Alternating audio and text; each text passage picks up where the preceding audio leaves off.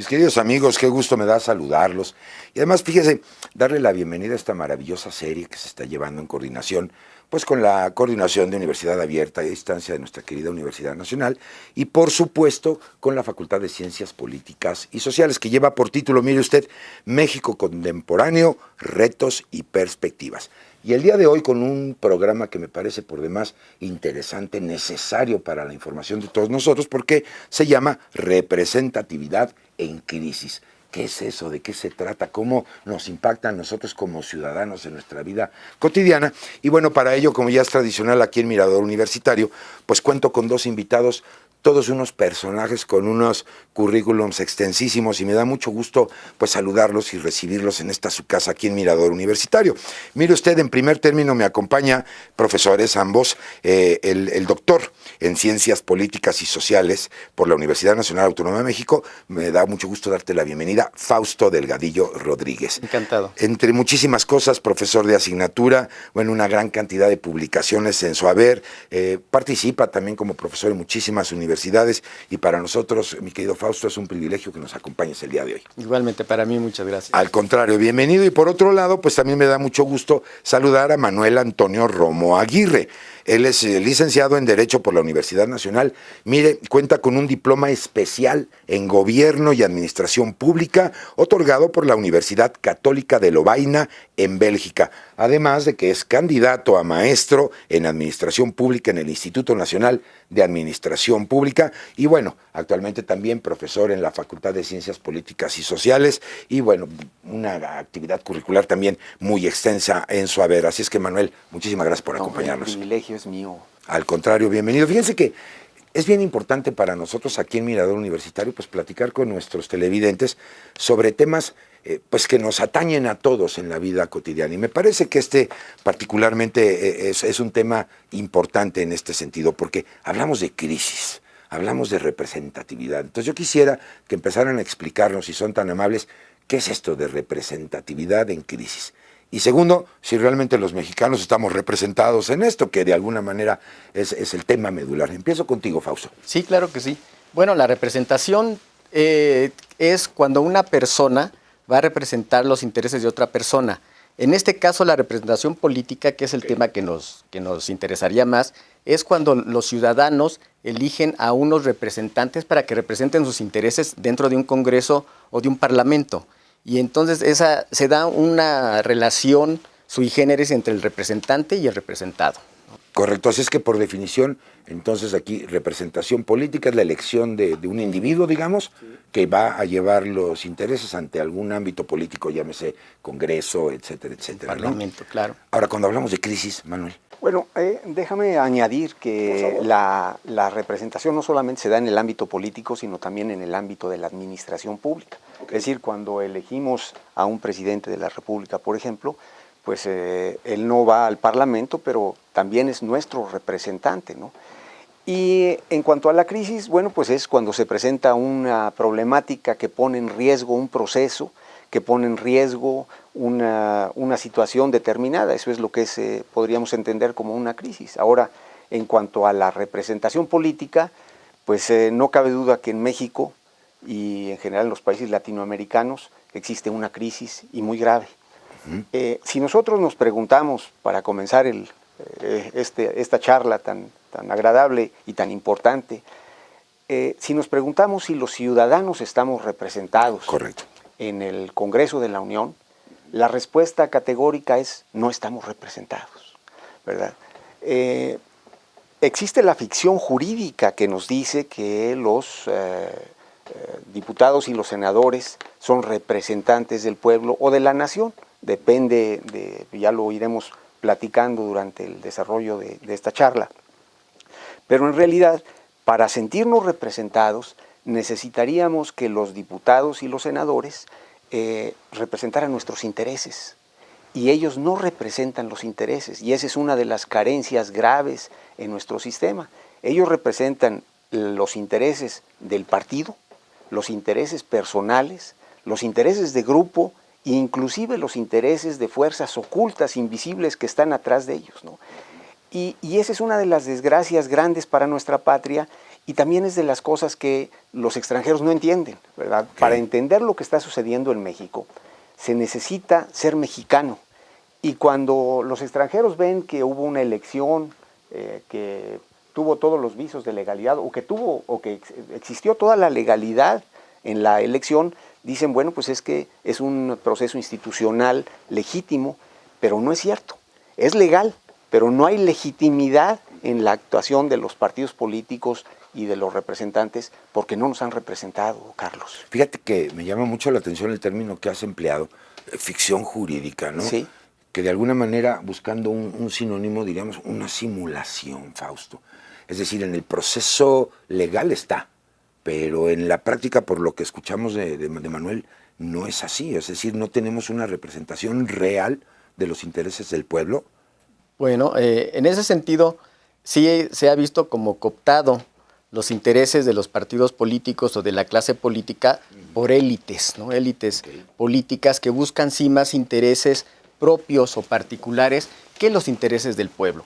Pero en el armado democrático está pensada la representación para que exista una real representación de los intereses del ciudadano y de sectores de la sociedad. Correcto. Frente al Estado y en el gobierno. Lo que pasa es que se ha desvirtuado, sí se ha desvirtuado, pero digamos que el entramado estructural es correcto dentro del juego de la democracia. Lo que hay que corregir es por qué se ha perdido esa representación que debe de tener un funcionario público frente al electorado que lo votó y frente a los intereses del bien común. Sí, diera la apariencia como que todos estos intereses, incluso ocultos, ¿no? Sí, Tú mencionabas sí, a sí, mano negra, por sí, decir, valga sí, la comparación, sí. Se ponen por encima de lo que realmente serían los intereses de la masa que de alguna manera los llevó a esta representatividad. Y en este sentido déjenme preguntarles, porque visualizamos varias figuras, desde el presidente, los senadores, los diputados, pues considerados los representantes y finalmente electos ante un proceso democrático. Pero por lo que veo entonces, ya voltean a ver a otros intereses que incluso los cobijan, como puede ser su partido político o algunas otras cosas. ¿Qué opinión les merece en este sentido? Bueno, sí, desde luego que el juego del poder tiene su propia lógica. El poder es buscar imponer mi propia visión de las cosas y manejarlo en un momento dado, ¿no? Con fuerza incluso. Entonces, en ese sentido, pues en un sistema democrático se tiene que ver también cómo se va a dar esa relación de poder frente a la ciudadanía. Y en este sentido, la ciudadanía pues es la que debe de tener el principal actuar dentro de los intereses de los gobernantes, porque finalmente por la ciudadanía están en el cargo de gobernar, ya que Sí, claro. en un sistema democrático es por medio del voto que se le da la representación a un gobernante, o a un diputado o a un senador, como decías. Sí, como tradicionalmente se maneja en la sociedad, pues trabajan para nosotros, dijéramos, en una figura serían empleados de nosotros. Y aquí es donde viene, creo yo, el encontronazo, porque ¿hasta dónde está la participación social? Ya los llevamos al cargo, ¿y después qué pasa cuando no ejecutan ese cargo, Manuel? Ese es el punto. Fíjate que, como bien lo señalaba el doctor Fausto, los partidos políticos, la representación es una figura fundamental en la democracia. Es decir, cuando la población crece, no hay otra forma de democracia más que la democracia indirecta, en donde tú nombras a un representante que te va que va a representarte, valga la redundancia, en el Congreso, ¿no? Correcto. Sin embargo, nosotros somos los mandantes, como tú bien lo dices. El pueblo es el mandante y el mandatario es el que obedece. Es decir, el mandante es el que dice lo que debe de hacerse y el mandatario es el que debe de obedecer. Y cuando se habla de que el presidente es el primer mandatario de la nación, el mismo presidente debería entender que es el primero obligado en obedecer al pueblo. Sí, claro. ¿Verdad? Y no, por eso la frase aquella de que hay que mandar obedeciendo. Y la otra cuestión es que el mandato es una figura de derecho privado, en donde el mandatario no puede rebasar las instrucciones del mandante. En este caso, los diputados no podrían rebasar las instrucciones del pueblo. Pero como lo platicábamos, es una ficción, porque nosotros no le damos una instrucción precisa, entonces se habla de otro tipo de representación. Giovanni Sartori, un teórico italiano, que por cierto acaba de fallecer, uno de los más connotados, dice que hay una representación sociológica y que la representación sociológica significa que el que te representa tiene que tener simpatía y tiene que participar de tus mismas aspiraciones, tiene que participar de tu esencia. Sí, de la hay una esencia, comunicación emocional. exactamente, Decía él, ¿no? del pueblo. Del pueblo con el representante. Exacta, o de la patria, ¿no? Sí, claro. Y por ejemplo, en este caso, bueno, pues lo vemos con los ejemplos recientes. La aprobación de la reforma energética fue sin ninguna duda contra la voluntad de la mayoría del pueblo mexicano, ¿no? Y bueno, pues esto te enseña de manera muy clara que los diputados y los senadores no nos han representado. Y esa es una desgracia muy grande, ¿no? Es más, yo te diría, incomprensible. Claro, porque bueno, la lógica nos dicta lo que ustedes bien nos acaban de mencionar. Sin embargo, veo que este problema lo venimos arrastrando en la historia democrática del país. Y sin embargo no se ha logrado revertir este efecto o este fenómeno, porque siempre lo escuchamos en la sociedad. Bueno, ¿cuántos de nosotros ni siquiera conocemos el nombre de nuestros diputados locales o de las personas que realmente nos están representando, ¿no? Y sin embargo no lo hemos logrado corregir en esto. Pero si les parece bien, fíjense, salimos a la calle, como ya es tradicional aquí en Mirador Universitario, le preguntamos a la gente, porque la parte de la democracia es el voto. Entonces, ¿cree usted que es importante votar? ¿Y qué son para usted los partidos políticos? Vamos a conocer qué nos dijo esta parte de la población al respecto, y si les parece bien, regresamos rapidito aquí a Mirador Universitario, comentamos el punto y seguimos platicando sobre la representatividad en crisis. ¿Dónde más? Aquí en Mirador Universitario. Les recuerdo que ya todas las líneas de contacto aparecen en su pantalla. Aprovechen la presencia de estos dos personajes versados en el tema que seguramente, querido amigo, querida amiga, le van a disipar todas las dudas, todas las preguntas, ya no como académicos, sino como ciudadanos integrantes de este sistema político en la sociedad mexicana. Así es que vámonos para allá a ver este sondeo. Regresamos. ¿Dónde más? Aquí, Mirador Universitario. No se vaya.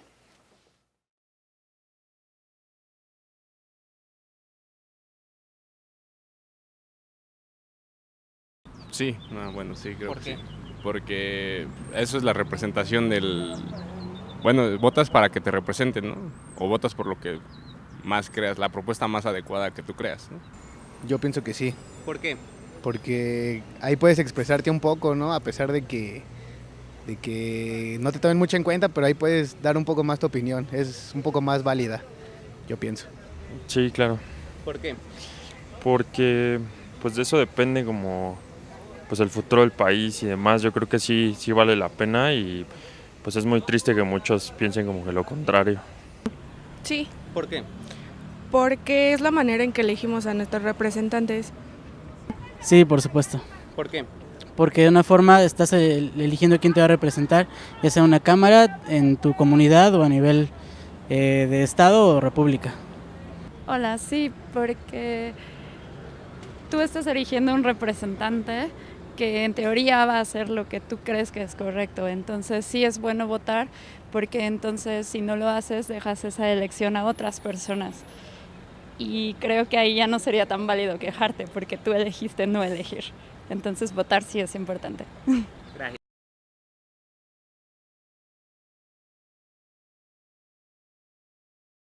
Pues son de diferentes grupos, se podría decir, que tienen ideas diferentes para pues poder bueno, pues desarrollar la política del país o bueno, sí, pues tener un desarrollo en el país con diferentes ideas. Bueno, para mí supuestamente tendrían que ser las personas que te representan al país de la manera más efectiva, pero bueno, no siempre es de esta manera. No creo que sea solo un problema de México, muchos países tienen este problema, sin embargo creo que podríamos ayudar a que esto mejorara. Para mí son asociaciones civiles que deben de ver por los intereses de los ciudadanos principalmente. Pues son las asociaciones que se encargan de dirigir o representarnos en la política. Pues son un grupo de personas que pues que se dedican a como a mejorar según el país, pero la verdad no. O sea, son un grupo de personas.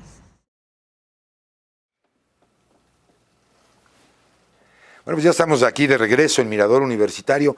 Interesante, ¿no? Lo que nos dicen en el sondeo que acabamos de escuchar. Yo les recuerdo, querido amigo, querida amiga, que para nosotros su opinión es muy importante. Ya las vías de comunicación están apareciendo en su pantalla para que aproveche la presencia de estos personajes el día de hoy aquí en Mirador Universitario. Hágales llegar todas sus preguntas, todas sus dudas y, ¿por qué no? A lo mejor alguna sugerencia, discúlpeme usted, de un tema que quiera pues que sea abordado aquí en Mirador Universitario. Con mucho gusto le vamos a dar salida. Y bueno, si usted nos acaba de sintonizar, estamos platicando sobre la representatividad en crisis en esta maravillosa serie que lleva por título México Contemporáneo, Retos y Perspectivas. Bueno, vemos lo que nos dice la gente, si es importante votar, la opinión sobre los partidos políticos. Me parece, salvo su mejor opinión, hay una atmósfera medio de hartazgo o de muy hartazgo en este sentido. Y quizá esto ha generado figuras que no estábamos acostumbrados en el sistema político mexicano, que es la candidatura independiente, Manuel. Sí. ¿Qué opinión te merece al respecto? ¿Esto es una consecuencia, digamos, de la opinión social o era una coyuntura lógica que tenía que pasar en un sistema político? ¿Qué opinas al respecto? Mira, las candidaturas independientes es una figura que se acaba de aprobar. Es nueva, ¿no? Es reciente, sí, ¿verdad? Y en estas elecciones del 2018 seguramente que tendrán una gran trascendencia. México ha tenido 3 momentos en los que ha podido cambiar. El primero fue en la Guerra de Independencia, el segundo fue en la Reforma y el tercero fue en la Revolución Mexicana. Pero no cambió porque los oprimidos hicieron el movimiento y los opresores quedaron al frente del gobierno. Interesante. Y esto es lo que nos está pasando hoy. Las candidaturas independientes están siendo promovidas por el pueblo, por ese hartazgo del pueblo, claro. Y esperemos, ¿verdad?, por el bien de México, por el bien de nuestros hijos, que en las próximas elecciones del 18 no queden los mismos opresores al frente del gobierno, claro, sino que sean los oprimidos. Esperemos que los ciudadanos que estamos realmente comprometidos con nuestro pueblo, que formamos parte de ese grupo que nos identificamos, sí, realmente, claro, que tenemos, claro, esa identidad de mexicanos, podamos quedar al frente del gobierno para poder transformar a la patria. Sí, yo creo que me han platicado de un tema importante. La reforma energética es uno de ellos, ¿no? 2, el gasolinazo. Es decir, en la democracia suena muy bien, el papel aguanta todo, se dice por ahí, ¿no?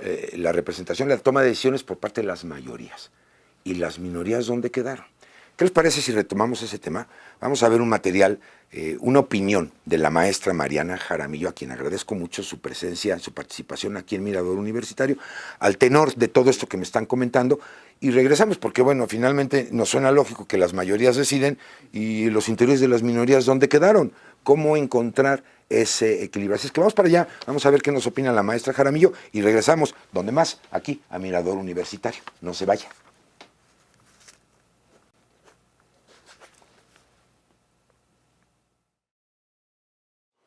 Soy Mariana Jaramillo, trabajo en la Facultad de Ciencias Políticas y Sociales. Mi área de especialidad es la sociología política. Cada uno de nosotros sabemos que asistimos a votar cada 3 o 6 años, según nos corresponda, y a través del voto elegimos a nuestros representantes en el Senado o en las cámaras de diputados, o en la Asamblea Legislativa en el caso de la Ciudad de México.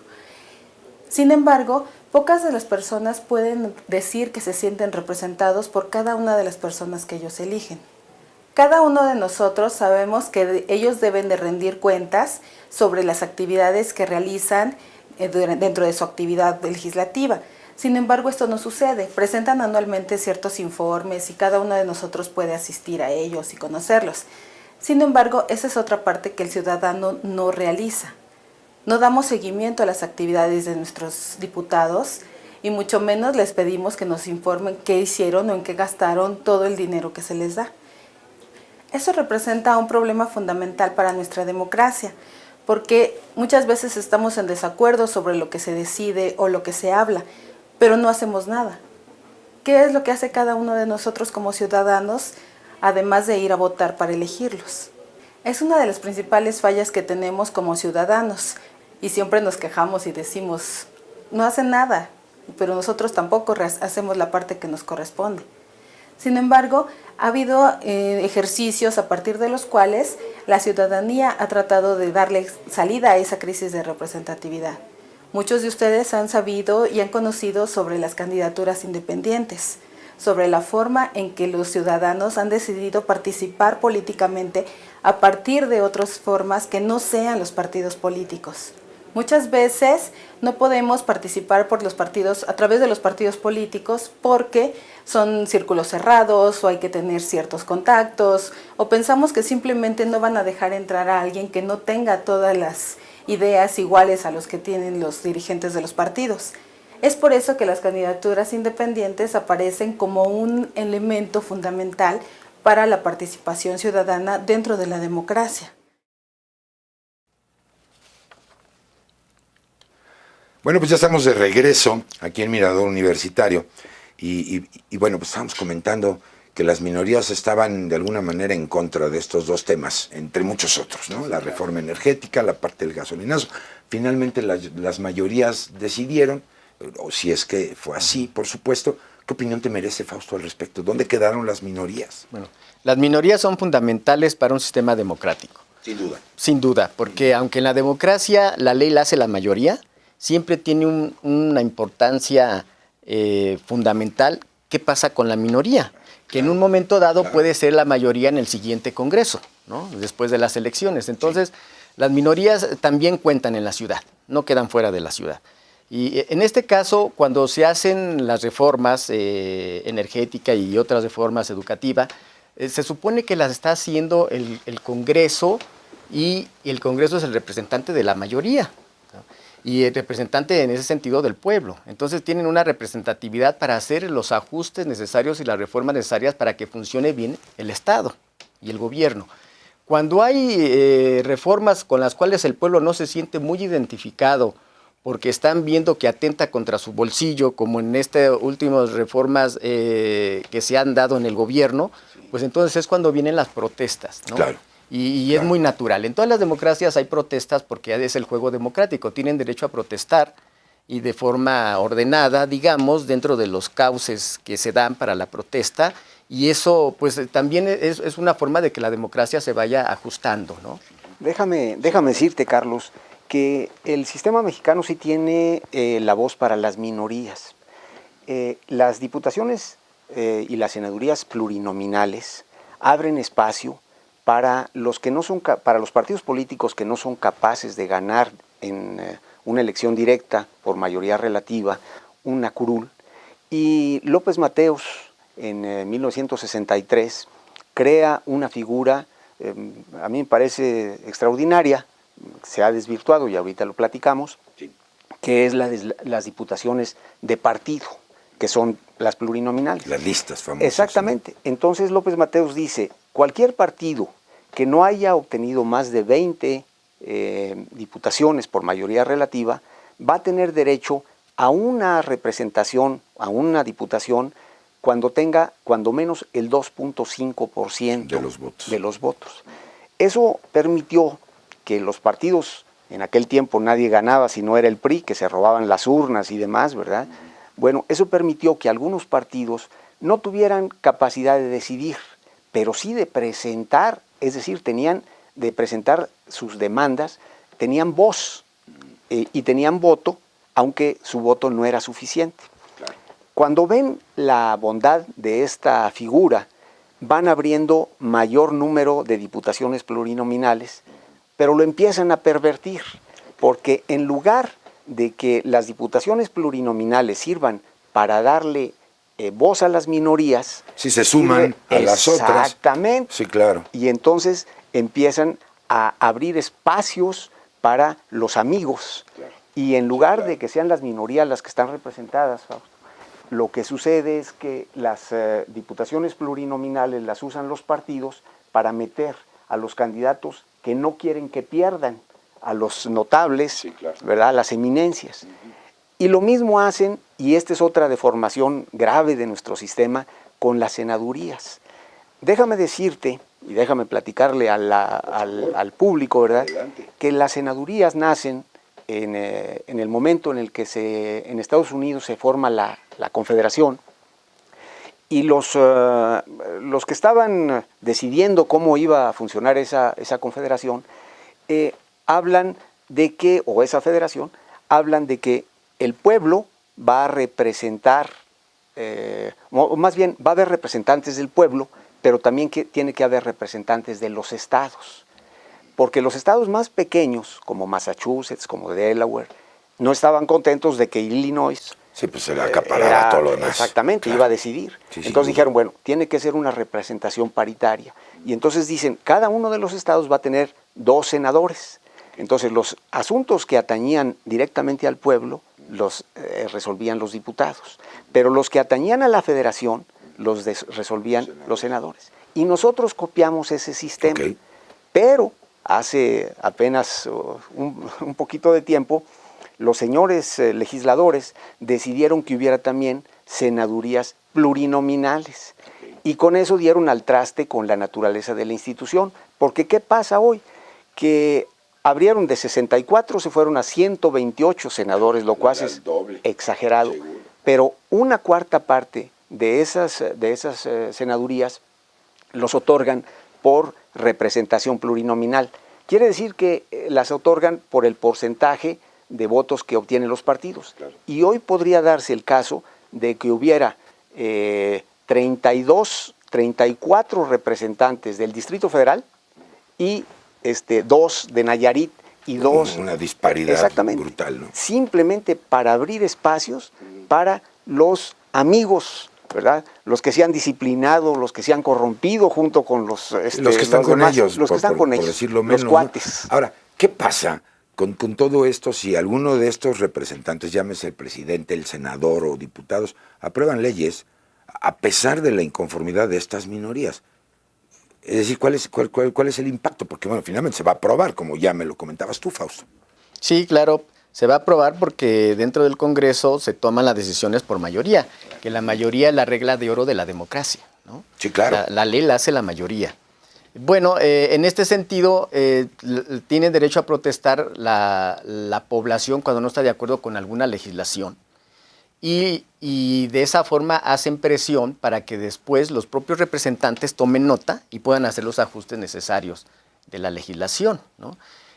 Yo podría agregar ahorita lo que estaba diciendo aquí el maestro, de que la figura de la representación pues sí nace finalmente desde la Edad Media, cuando se da la representación de las órdenes religiosas y luego se empieza a dar la representación dentro de los parlamentos. Y de ahí se viene caminando, se viene evolucionando hasta llegar a nuestros días en el Estado moderno, donde ha habido ciertos desajustes de la propia representación, y es cuando las minorías o segmentos de la población no están de acuerdo mucho con el papel de la representación que estén haciendo su clase política.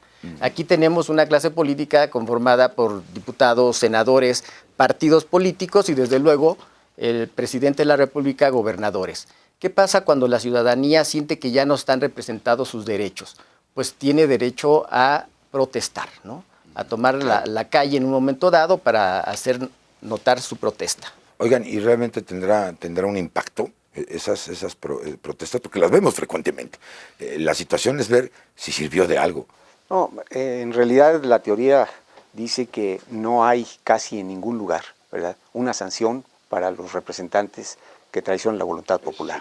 Ese es el punto. Ese es el punto y sí me parece grave. Pero bueno, voy a hacer un pequeño corte y quiero comentar con ustedes.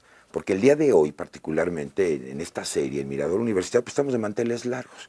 Vamos a un tema más agradable. Y esto es porque pues estamos de fiesta en el sentido del aniversario de nuestra querida Facultad de Ciencias Políticas y Sociales, de los que ustedes son parte. Ya varias décadas de estar formando, de estar educando y de estar en toda esta situación. Es que vamos a ver un material que se ha preparado con motivo de este aniversario, y vaya desde aquí toda nuestra felicitación, todo nuestro abrazo a toda la comunidad pues que forma parte de esta maravillosa facultad, por supuesto a la coordinación, a todo el equipo que hace posible este programa. Un abrazo muy cariñoso, muy afectuoso desde aquí, desde Mirador Universitario. Es que vamos para allá y regresamos a seguir platicando sobre la representatividad en la crisis con nuestros 2 expertos el día de hoy. Así es que vamos a ver este material, regresamos, ¿dónde más? Aquí, Mirador Universitario, no se vaya.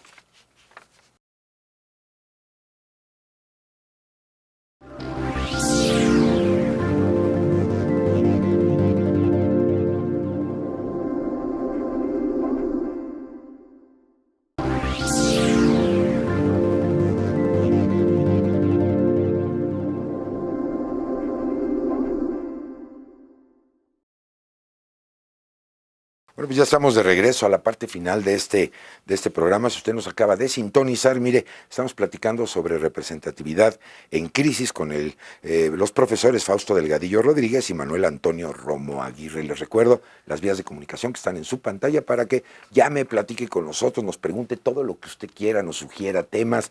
Esta es su casa, aproveche la oportunidad aquí en Mirador Universitario. Bueno, básicamente hemos platicado que hablar de representatividad es la elección de alguien que lleva ante los órganos o instancias correspondientes los intereses del pueblo. Ya me comentaban que de alguna manera en el papel queda claro, pero es una ficción jurídica donde finalmente se anteponen intereses de partidos políticos, de personas o de organizaciones por encima del pueblo, y que también, a pesar de que el sistema democrático versa en el sentido de que las mayorías deciden, a veces las minorías se quedan ahí, a pesar de que existen figuras políticas desde el presidente López Mateos para tratar de subsanar esto. Este es, digamos, para usted, querido amigo, amiga, un panorama de lo que hemos platicado en esta primera parte del programa. Pero bueno, algo que sería interesante sería ver ese tema de mandatario, ¿no? Porque al final del día, con lo que hemos platicado, el presidente, un senador, un diputado, reciben también la etiqueta de mandatarios, ¿no? Y a veces oímos el primer mandatario de la nación. Entonces mi pregunta sería, o su opinión, ¿cuál es el segundo mandatario? ¿Cuál es el tercero? Todos son mandatarios, todos están en igualdad. ¿Qué opinión les merece en este sentido? Bueno, pues podemos hablar de que sí, efectivamente existen los diputados, existen los senadores, que es el poder legislativo, pero también existe el poder ejecutivo, que es el presidente de la República. Entonces, claro, en ese sentido, el primer mandatario sería el presidente de la República, que es el primer jefe de la nación. Okay. ¿No? Y en este sentido también se le pueden pedir cuentas. Al presidente de la República se le pueden pedir cuentas por medio del juicio político. Okay. Si el presidente cometiera peculado o algún acto grave que está registrado en la Constitución, se le puede hacer un juicio político por parte del Congreso. Y eso es parte de la democracia también, ¿no? Ahora, la ciudadanía también le puede pedir cuentas a sus representantes, diputados, senadores y al propio presidente en el sentido del voto. Cuando se va a votar es cuando la ciudadanía decide a quién le va a dar su representación. Claro. A qué diputado, a qué senador. Y si el diputado no ha actuado bien, puede cambiar de partido y votar por otro partido, claro, por los candidatos de otro partido. Ahora que se va a dar ya la reelección dentro de nuestro país, que era una cosa que no se venía dando, pero ya a partir del 18 se van a poder reelegir. Okay. Entonces, ahí es cuando el ciudadano también va a poder decir, bueno, tú me has representado bien, bueno, pues te doy la confianza y sigo votando por ti. O no me has representado, entonces se la doy a otro y a otro partido. Correcto. Sí, Manuel. Sí, fíjate, Carlos, fíjate, Fausto, que hay dos observaciones que quiero hacer. Una, bien decía Fausto que la regla de oro de la democracia es el respeto al voto de la mayoría, ¿verdad? Y efectivamente eso debería de ser, pero hay un autor alemán, se llama Karl Lowenstein, que dice, está muy bien que se respete el voto de la mayoría, está muy bien que se tengan que respetar las reglas para decidir cómo se toman las decisiones y cómo se nombra a los que van a decidir. El problema que tenemos aquí en México es que los mismos que hacen las reglas son los que se nombran y son los que deciden. Así es. Pero hay algo más. El alemán al que me refiero, el teórico alemán, Karl Lowenstein, dice, para que se complete la democracia, las reglas, la mayoría a la que va dirigidas esas reglas, tienen que tener control sobre los que deciden, lo que tú decías. Lo que estamos platicando, ¿verdad? Sí. Y aquí en México, los que decidimos, más bien los que deciden, lo hacen sin que las mayorías, nosotros, esa mayoría silenciosa, el pueblo, ¿verdad?, no tenemos control sobre las decisiones que ellos toman. Correcto. Y se quedan sin más sanción que el voto, como bien lo señalaba Fausto, ¿verdad?, el voto posterior que podría sacarlos de las curules. Pero además, en este momento hay una nueva posibilidad, las candidaturas independientes. Porque antes se votaba por el menos malo, pero la última vez ya todos eran malos. Ya no había por quién votar, ¿verdad? Porque ya no había un menos malo. Había el peor, el peor, el peor y el peor. Hoy la ciudadanía tiene la posibilidad de optar por las candidaturas independientes y dejar a los partidos políticos fuera de este juego de intereses, ¿verdad? Yo te voy a concluir nada más diciendo que, en mi opinión, la gran desgracia en México y el mayor obstáculo para la democracia y para el desarrollo son sin duda los partidos políticos actuales. Ahí está, pues vamos a ver este material, precisamente, volvimos a salir a preguntarle a usted precisamente qué opina, si es que se siente representado por sus diputados, qué es para usted el gobierno, qué opinión le merece. Vamos a ver qué nos respondieron y regresamos ya para despedirnos aquí en Mirador Universitario. Retomemos esto, porque me parece que va a dar mucho de qué hablar en las elecciones del 18. Es que vamos para allá, regresamos aquí a Mirador Universitario, no se vaya.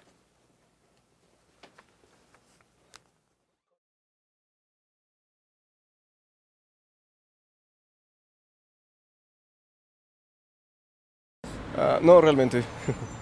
¿Por qué? Bueno, considero que el sistema político mexicano está terriblemente corroído, al igual que cada nivel de la sociedad de este país. Y bueno, realmente el sistema representativo no funciona debido a que no hay contacto con los ciudadanos y el voto cada vez tiene menor peso en la democracia. Y la gente cada vez está menos educada, entonces no culpo que la democracia pierda sentido. No. ¿Por qué? Porque siento que se basan más en sus necesidades y no exploran las necesidades del pueblo. No. ¿Por qué? Porque no siento que tengamos los mismos ideales y creo que no representan lo que es el bien común para todos. No, la verdad no. ¿Por qué? Porque los diputados o la política se han dedicado a ver por sus propios intereses y no por los intereses del pueblo o de las personas.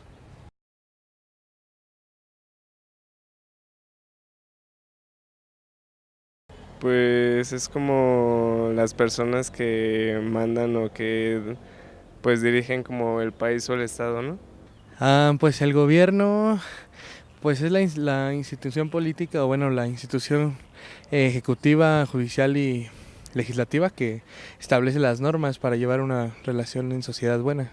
Pues para mí el gobierno es el responsable de lo que sucede en nuestro país, o sea, en este caso igual puede ser responsable de nuestra seguridad, de los ciudadanos, pues sí, del país, pues todo.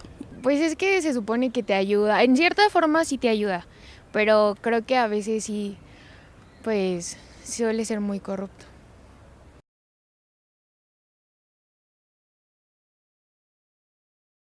Bueno, pues ahí está ya lo que nos comentan, si nos sentimos representados, si realmente pues consideramos lo que es el gobierno y en este sentido. Ahora, un tema que me parece coyuntural y que no podemos dejar en el tintero, que ya lo tomabas tú, Fausto.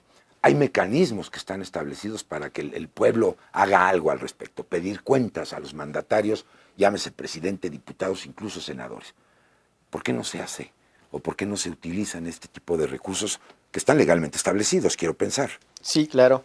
Bueno, el primer recurso serían las elecciones.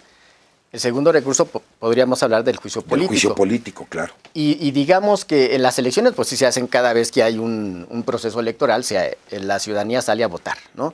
Ahí habría que hacer un paréntesis porque también en las elecciones ha estado creciendo más el abstencionismo que la participación. Y eso es algo peligroso porque le pega precisamente a la legitimidad del gobierno, porque un gobierno se legitima por medio de las elecciones. La población elige a sus representantes por medio de las elecciones. Entonces, si la población, al sentir esta crisis de la representatividad, siente que ya no está siendo representado por su diputado, por su senador, por su gobernante, pues entonces ya no sale a votar. Entonces, es un hecho que tenemos crisis de representatividad en el país. Sí existe tal. Y déjenme decirles que no es solamente en el país, es en el mundo. Okay. Veamos, por ejemplo, las elecciones en Francia. En Francia está Marine Le Pen, como candidata, y del otro lado está Emmanuel Macron. Y el que va a ganar es Emmanuel Macron, que es un candidato sin partido, es un candidato independiente. Veamos en Estados Unidos Bernie Sanders, un outsider, como se dice, ¿verdad? Él, cuando le preguntaron hace 15 días, ¿usted es demócrata? Dijo, no, yo soy independiente. Y seguramente hubiera ganado, y va a ganar dentro de 4 años, ¿verdad? Solamente que todo el sistema se puso del lado de Hillary Clinton, pero si no, seguramente que Bernie Sanders hubiera ganado. Claro. Quiere decir esto que la ciudadanía en general, no solamente en México, sino en todo el mundo, busca quien los represente. Sí, ¿verdad? Esa claro. crisis de representatividad de la que estamos hablando, ¿verdad?, existe en todo el mundo. En México es gravísimo, en los países de Latinoamérica es mucho más grave, pero también se da en Alemania, también se da en Francia, también se da en Estados Unidos. Lo oímos cotidianamente, Claro, ¿no? Y tenemos claro. esos ingredientes de hartazgo, ya de desesperación, de buscar unas nuevas opciones precisamente de representatividad. Ahora, ¿cómo le haríamos para fortalecer esa democracia? ¿Cómo le podemos hacer como sociedad, Manuel? Mira, la única forma que existe, y esta es la cuarta ocasión en la que el país va a poder cambiar, es que la ciudadanía se tiene que dar cuenta que tenemos que llegar, los candidatos independientes, a la presidencia de la República, a las diputaciones, a las senadurías y a las regidurías inclusive. Sí, de ahí para abajo en todo el sistema, país. ¿no? ¿Ves?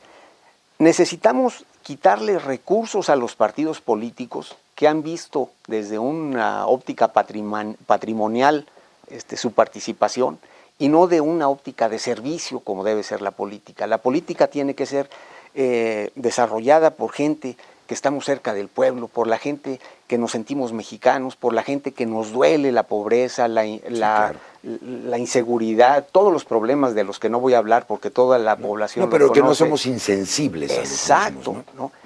Si nosotros llegamos, si llega un grupo de candidatos independientes, podemos pedir que se disminuya esos 4.200 o 4.300 millones de pesos que se les da a los partidos políticos, que se disminuya a 200 o a 100 millones y que la gente que se quiera dedicar a la política, como decía Benito Juárez, ¿verdad?, se conforme con la medianía que debe de existir, ¿verdad?, en su vida, ¿verdad?, en su vida económica, ¿verdad?, porque la política tiene que ser una cuestión de servicio.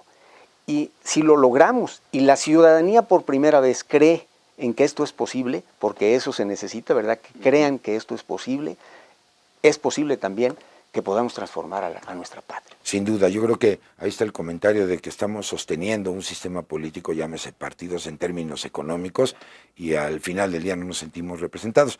Yo les voy a dejar con un material más, que es precisamente una cápsula sobre democracia y representación, y regresamos ya para escuchar sus comentarios finales, y me gustaría mucho pedirles algo, que le dieran un mensaje a toda la audiencia que nos hace favor de seguirnos en Mirador Universitario, cómo bajar todos estos conceptos de ustedes como expertos a su vida diaria. Ya me mencionaron el castigo que podemos dar, llamémoslo así, con respecto al voto. Así es que vamos a ver este material y regresamos ya para las conclusiones de los invitados del día de hoy, aquí en Mirador Universitario.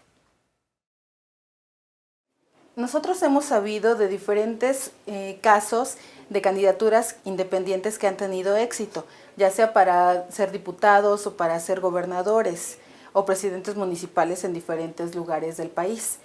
En el caso de la Ciudad de México también tuvimos ya experiencias con las candidaturas independientes y eso va a ser un elemento muy importante para las elecciones del próximo año, del 2018, cuando se puedan presentar candidaturas independientes para la presidencia de la República, por ejemplo. Este es un ejercicio importante que nos tocará ver el próximo año en las elecciones. Es importante destacar el peso que tienen las candidaturas independientes. En la pasada elección para los representantes a la Asamblea Constituyente de la Ciudad de México, el total que tuvieron las candidaturas independientes en la votación final fue mayor al que obtuvieron los partidos pequeños, los llamados partidos pequeños, el PANAL, Encuentro Social e incluso el PT. Ese es un dato a considerar incluso para las próximas elecciones. Bueno, pues ya estamos a la parte final de Mirador Universitario. Muchas gracias a los que participaron con nosotros en este material. Fausto, empiezo contigo con una conclusión, tu mensaje, y quiero hacer un ejercicio con ustedes. Al final de su conclusión, en una palabra que quisieran transmitir a nuestro público sobre lo que hemos platicado de esta representatividad en crisis, no sin antes, por supuesto, agradecerles el privilegio que han tenido para con Mirador Universitario, el haber estado el día de hoy con nosotros y platicar pues con todos nosotros sobre este tema que finalmente pues nos atañe, nos involucra como ciudadanos. Fausto. Sí, bueno, aquí quisiera hacer una observación respecto a los partidos políticos. Venga. En todas las democracias, el sistema de partidos es lo que denota la fuerza de la democracia. Si hay un sistema de partidos fuertes, la democracia es fuerte. Si hay un sistema de partidos débil, la democracia se vuelve débil. Entonces, con respecto a las candidaturas independientes, se tendría que ver que es una vía más para que la ciudadanía pueda elegir independientes hacia un cargo cuando hay un desencanto de los partidos formales, pero no para eliminar a los partidos, porque yo creo de que el sistema de partidos es parte del juego democrático. Ok, habría que fortalecerlos entonces. Sin partidos no puede haber una democracia fuerte y sólida. Entonces es una vía más los representantes independientes. Dicho esto, yo diría de que lo que se le puede sugerir al público es que se involucren más con sus representantes. ¿Quién es mi diputado? ¿Quién es el senador que me representa? ¿Qué está haciendo mi delegado político? ¿Qué está haciendo mi gobernante? ¿Qué está haciendo incluso el presidente, no? Claro. ¿Qué está haciendo para involucrarme más yo como ciudadano y tenga un efectivo uso de mi voto cuando sea el momento de llegar a las elecciones, ¿no? ¿Cuál sería tu palabra para redondear este mensaje a nuestra audiencia? Mayor participación, ir a votar. Participación, ahí está. Muchísimas gracias, Fausto, por haber estado con nosotros. Manuel, tu conclusión, tu palabra. La conclusión es que yo debo de insistir que los partidos no han sabido ser nuestros representantes. Okay. Han votado en contra del interés de la nación, que los partidos no han sabido ser gobierno, ¿verdad?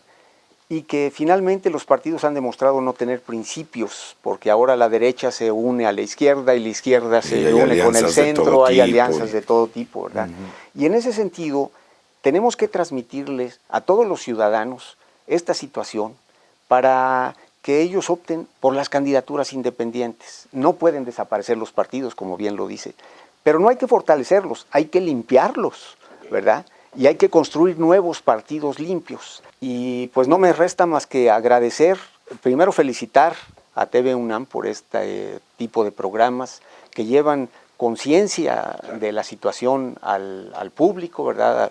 Que están trabajando para salir de la universidad y llegar a todos los rincones de nuestra patria, ¿verdad? Y decirles que fue un gran privilegio para mí pues, participar con ustedes. Al contrario, Manuel, muchísimas gracias. Tu palabra mágica, vamos a decir, de mensaje para todos los que nos siguen. Nacionalismo. Perfectamente, pues ahí está ya. Muchísimas gracias, profesores. Fausto Delgadillo Rodríguez y Manuel Antonio Romo Aguirre, muchísimas gracias por haber estado con nosotros y por supuesto muchísimas gracias a todo este gran equipo, a todo este staff de producción que hizo posible la transmisión de este programa. Por supuesto, nuevamente nuestro reconocimiento al aniversario de la Facultad de Ciencias Políticas y todo su sistema educativo. Muchas felicidades, lo vamos a estar mencionando a lo largo de esta serie, pero sobre todo muchas gracias a usted por el privilegio de su atención. Ahí está ya, necesitamos participar, ser ciudadanos más conscientes y para mí pues ha sido un privilegio. Yo soy Carlos Esquivel Lacroa, agradeciendo por supuesto el favor de su atención. Yo lo invito a que nos siga en un programa más de las series de Mirador Universitario, que lo que persiguen es compartir con usted, informarlo sobre temas importantes, porque recordemos que antes que académicos, todos somos ciudadanos mexicanos que necesitamos estar bien informados y Mirador Universitario nos ofrece esa oportunidad. Así es que yo lo espero, lo invito, síganos aquí en Mirador Universitario. Nos vemos, hasta la próxima.